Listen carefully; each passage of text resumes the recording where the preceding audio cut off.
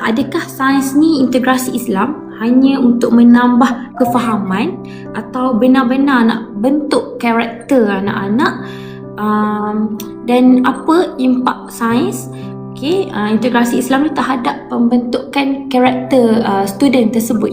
Dia kembali kepada yang mula-mula kita bincang tadi. Satu adalah Islam, yang kedua adalah cabang ilmu. Kita nak 24 jam hidup kita dalam keadaan kita beribadah. Sains adalah satu cabang daripada cabang ilmu.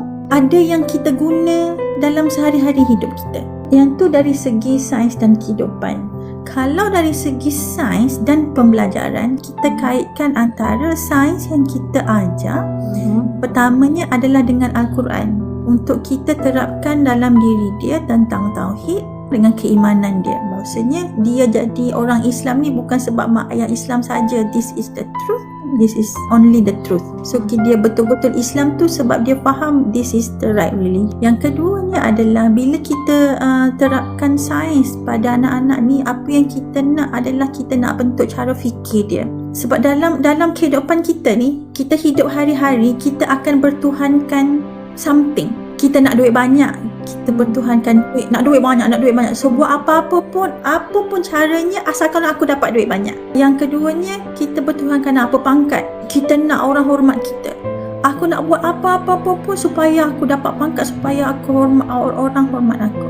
Kita bertuhankan pangkat. Kita nak dia dapat pangkat besar. Kita nak dia ada duit banyak. Tapi dia tak bertuhankan manusia, dia tak bertuhankan duit, dia tak bertuhankan apa saja yang di dunia. Dia bertuhankan Allah. Dia selalu diberi pilihan. Kalau buat dengan cara ni lebih mudah naik pangkat. Kalau buat cara ni lebih mudah dapat duit banyak. Nak dapat duit banyak ni dengan cara yang halal dia susah. Dia lebih penat, lebih susah, banyak kerja nak buat, lambat. Shortcut tu dia lebih mudah. So kita nak anak-anak kita tak nak shortcut yang berdosa ni, kita tak nak. Kita nak anak-anak kita dalam kepala dia, oh memang dapat duit lebih banyak, oh memanglah dapat pangkat lebih besar, oh memanglah orang lebih hormat aku. Tapi anak letak dalam kepala, tapi nanti dosa. So bila dia besar nanti, setiap apa yang dia buat, dia kerja ke, jual beli ke, buat kerja teknikal ke, berurusan dengan manusia ke, nak kejar pangkat ke, nak kejar duit ke, kita tanamkan dia sekarang. Kita nak dari sekarang sampai dia dewasa, sampai bila-bila hidup dia.